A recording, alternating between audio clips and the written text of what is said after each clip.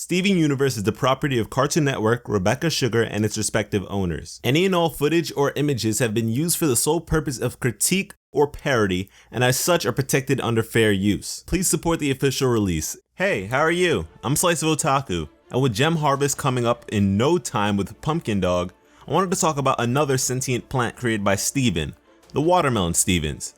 Because what these little guys have been capable of in such a small period of time is astounding, and I think they deserve more recognition. But before we get into their accomplishments, let's first consider their origins.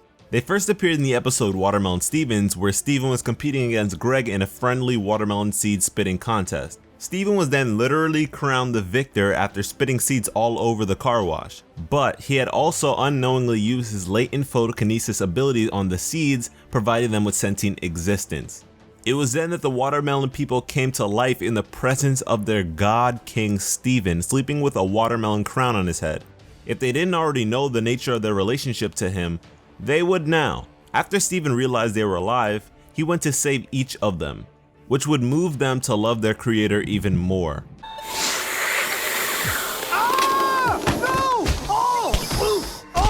Anyone who harmed or even touched Steven was a threat they intended to deal with. At this point, they were nothing but savages capable of incapacitating Amethyst, Pearl, and Garnet. Yes, even Garnet, the ultra-powered fusion, which is a testament to their strength.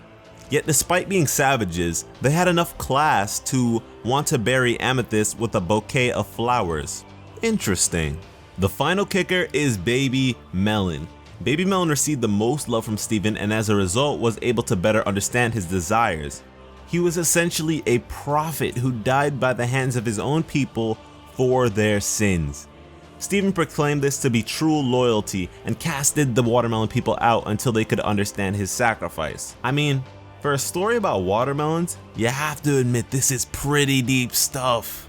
From this, the Watermelon Stevens as a whole were able to better understand the desires of Steven, desires that differentiate from the desires of his mother Rose, whose plants, according to Garnet, lived to fight, which would make sense considering all the battles Rose had to fight during the war.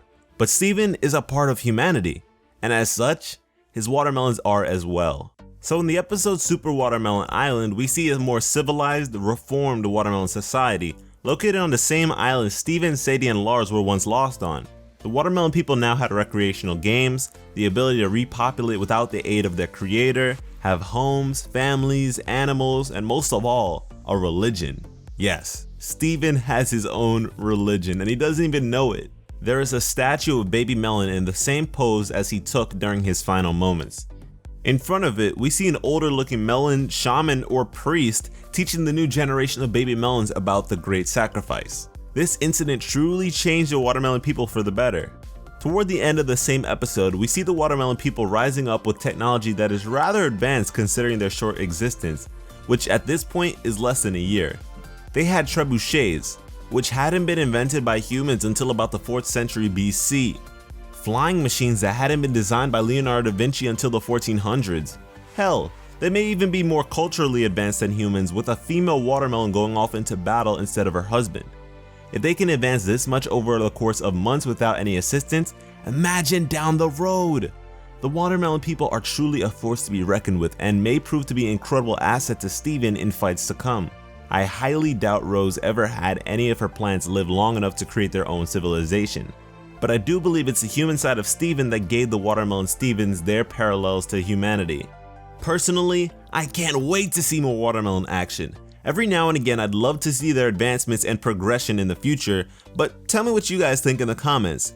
And if you found anything I said to be interesting, be sure to share it with all of your creations. Thank you everyone for all the support. We're moving so fast I didn't even get to make a thank you for 5,000 subscribers, but I'll be sure to catch the next big one.